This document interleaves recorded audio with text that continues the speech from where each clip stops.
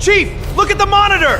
The Velketh Empire hereby declares a state of total war against the human species. Prepare yourselves. The declaration came at 0817 station time on a Wednesday, which was inconvenient because Wednesday was when the USS Odyssey's engineering bay ran its weekly maintenance cycle, and Chief Engineer Kaya Torres had been looking forward to having 4 uninterrupted hours with the Port Thruster Assembly and her current issue of Astronomy Monthly. The Velketh Imperial Herald had been broadcasting for approximately 40 seconds before anyone in the engineering bay acknowledged it.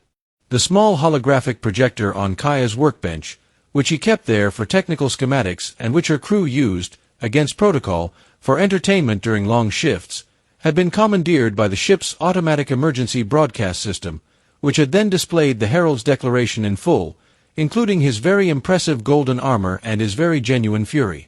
Junior Engineer Pack was the first to notice.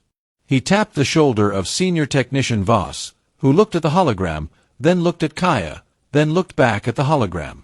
Nobody interrupted her reading. This was not because the crew of the Odyssey were unintelligent or poorly informed about the Velketh Empire. The Velketh were a significant galactic power, insectoid, collectively organized, technologically sophisticated, and possessed of a territorial ambition that had driven them to absorb 11 smaller civilizations in the past 2 centuries. Their declaration of war was not something any reasonable strategic assessment would categorize as trivial. The problem, which Kaya would eventually explain to the 3 separate coalition inquiry panels that asked about this day, was context. The Velketh had declared war on humanity 4 times previously. The first declaration had come 40 years ago, following a border dispute over a mining claim that humanity had been unaware was contested. The second had come 22 years ago after a human exploration vessel had inadvertently surveyed a system the Velketh considered sacred. The third and fourth had come 11 and 6 years ago respectively, for reasons that the coalition diplomatic record described as unclear, but which most people understood as the Velketh periodically recalibrating their assessment of human expansion. None of these had resulted in actual war.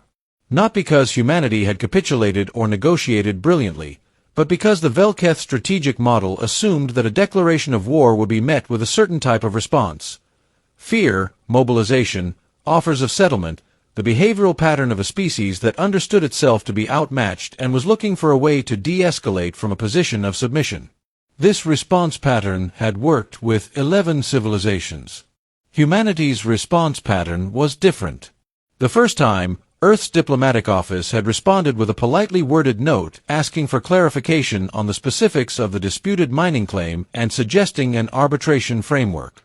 The note had taken 3 weeks to arrive because nobody had treated the declaration as urgent, and by the time it did, the Velketh strategic modeling had encountered something it hadn't anticipated, a species that appeared to not understand what had been threatened. The second time, humanity's response had been to survey 6 more adjacent systems, which had not been the expected behavior.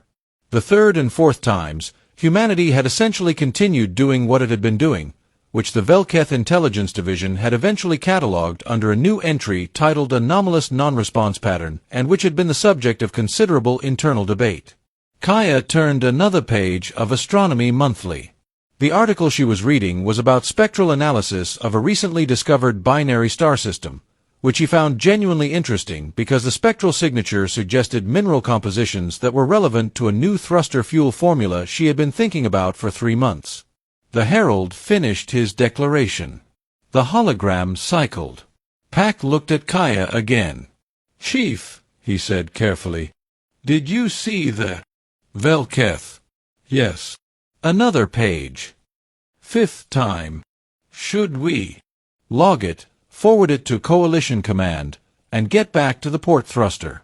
We've got 4 hours before the cycle window closes." Pack logged it. Voss went back to the thruster assembly. The engineering bay returned to its regular acoustic texture of metal on metal and ventilation hum and the occasional precision sound of something being done correctly. What nobody in the engineering bay knew, and what the Velketh Empire was about to discover, was that humanity's strategic command had, after the 4th declaration, quietly tasked a small analytical team to model what an actual Velketh military engagement against human space would look like, because 4 declarations seemed like a trend worth understanding. The model had taken 6 months to complete. Its conclusions were classified, but the operational outcome had been to quietly move 3 human fleet elements into positions that didn't look like preparation because they were, technically, also the positions those elements would occupy for their scheduled patrol rotations, and to update certain contingency plans that had previously been theoretical. The Velketh Herald had been very impressive. The Velketh Strategic Command, 48 hours after the declaration, received a response from the Coalition Human Division. It was 3 pages. The first page acknowledged the declaration. The second page outlined humanity's current position on the various territorial and diplomatic points the Velketh had historically cited as grievances, with references to arbitration frameworks that remained available.